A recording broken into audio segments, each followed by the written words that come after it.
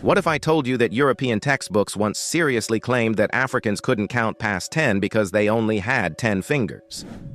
Colonial education was basically a comedy show, except nobody was laughing because people actually believed this nonsense. European colonizers needed to justify stealing entire continents, so they created an alternate reality where Africans were primitive, helpless, and desperately needed European civilization. These myths weren't just ignorant. They were hilariously contradicted by the very evidence colonizers were busy looting from African kingdoms. From mathematical illiteracy to architectural impossibility, let's count down the most ridiculous lies that were actually taught as historical fact, and see how spectacularly wrong they were. This myth claimed Africans never developed writing systems and relied entirely on oral tradition, proving they were intellectually inferior to literate Europeans. The reality? Africa had multiple sophisticated writing systems that predated many European scripts. Ancient Egypt developed hieroglyphics around 3200 BCE, making it one of the world's oldest writing systems. The Kingdom of Kush developed Meroitic script around 300 BCE, creating literature and official documents. The Ge'ez script in Ethiopia has been in continuous use for over 2,000 years and was used to write some of the world's earliest Christian literature. West Africa had multiple writing systems Europeans conveniently ignored. The Vai script in Liberia was invented in the 1830s by Momolu Duwalu Bukele, completely independently of European influence. The Nanko script was developed for Manda languages, and the Bamum script was created in Cameroon. When Europeans encountered Timbuktu's ancient libraries, they found hundreds of thousands of manuscripts in Arabic and local scripts covering astronomy, poetry, legal commentary, and medicine. These weren't primitive scribbles, they were sophisticated academic works demonstrating literary traditions spanning centuries. The irony? While claiming Africans couldn't write, Europeans were busy burning and looting the very libraries that proved them wrong. Colonial educators taught that Africans had no mathematical abilities beyond finger counting, supposedly lacking intellectual capacity for abstract numerical thinking. This myth falls apart immediately when you examine the evidence. The Ishango bone from Congo, dating to 18,000 to 20,000 BCE, shows complex mathematical calculations and may represent one of the earliest known mathematical tools. Ancient Egypt developed sophisticated mathematical systems that enabled pyramid construction, calculated pi to several decimal places, and created the Rhind mathematical papyrus, containing 87 mathematical problems covering fractions, algebra, and geometry. African kingdoms used complex accounting systems for international trade. Mali Empire merchants maintained detailed financial records for trans-Saharan commerce involving exchange rates, profit margins, and inventory management across multiple currencies. The Yoruba people developed a sophisticated base 20 counting system more advanced than Roman numerals, perfectly suited for their extensive trading networks. Ethiopian mathematicians created calendar systems so precise they're still used today, more astronomically accurate than the Julian calendar Europeans used for over a millennium. Meanwhile, many European peasants during the colonial period actually couldn't count much beyond 10, making this myth particularly hypocritical. This absurd claim suggested Africans lived in primitive huts and were incapable of monumental architecture. The Great Pyramid of Giza laughs at this myth. Built around 2580 to 2510 BCE, it was the tallest man-made structure for over 3,800 years. Lalibela's rock-hewn churches in Ethiopia are carved from solid volcanic rock with precision modern engineers struggle to understand. Great Zimbabwe's stone walls were built without mortar, using techniques so advanced they've stood for over 800 years. The Nubian pyramids at Meroe were built with steeper angles than Egyptian pyramids, requiring more advanced engineering. There are actually more pyramids in Sudan than Egypt. Carthage featured advanced urban planning with sophisticated sewage systems more advanced than most European cities of the same period. The irony? While claiming Africans couldn't build in stone, Europeans were literally dismantling African monuments to use as building materials for their colonial structures. Colonial propaganda insisted that Africa contributed nothing to human technological development and was essentially a continent of non-innovation. This myth crumbles when you realize Africa gave the world iron smelting, one of humanity's most important technological leaps. The Haya people of Tanzania were smelting iron around 1500 BCE using furnaces, reaching temperatures of 1,800 degrees Celsius, sophisticated enough to produce high-quality steel. Coffee was first cultivated in Ethiopia, where farmers developed techniques for growing, harvesting, and processing beans that became the foundation of a global industry worth hundreds of billions. African innovations in medicine were centuries ahead of European practices. Ancient Egyptian physicians performed cataract surgery, set broken bones, and conducted dental procedures that wouldn't be matched in Europe until the Renaissance.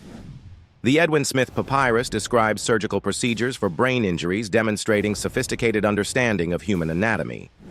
African metallurgists developed lost wax casting techniques more sophisticated than contemporary European methods. Ancient Egyptian astronomers created star maps and calendar systems more accurate than anything Europeans had developed. The Moscow Mathematical Papyrus shows Egyptians calculating pyramid volumes using methods that wouldn't be rediscovered in Europe for thousands of years. This racist myth claimed Africans lived in an eternal present, with no historical consciousness. African civilizations were obsessed with historical record-keeping. Ancient Egypt maintained detailed chronological records spanning over 3,000 years. West African griots preserved detailed genealogies and historical events spanning centuries with remarkable accuracy. Ethiopian chronicles documented royal succession and events with precise dating. The Dogon people of Mali maintained astronomical knowledge accurately describing stellar movements. Their understanding of Sirius B's orbital period was more accurate than European astronomical knowledge. Calendar systems across Africa demonstrated sophisticated time concepts. The Egyptian calendar was so accurate, it formed the basis for modern systems. Colonial educators taught that Africa was cut off from global trade and cultural exchange. This myth ignores that Africa was the center of global trade networks for millennia. Indian Ocean trade connected East African ports with India, China, and Southeast Asia centuries before Europeans knew these routes existed.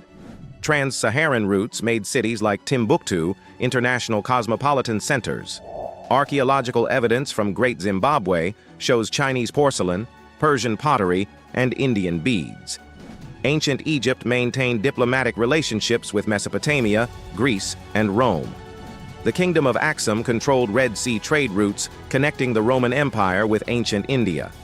Portuguese explorers found sophisticated African kingdoms already engaged in complex international diplomacy. This grotesque myth claimed Africans were biologically and culturally predisposed to servitude, supposedly explaining why they became slaves while other groups did not. This conveniently ignores that slavery existed globally and affected every population group throughout history.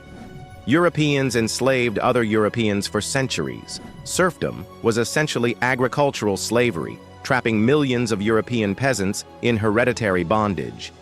African societies had complex social structures with sophisticated legal systems, political hierarchies, and concepts of individual rights.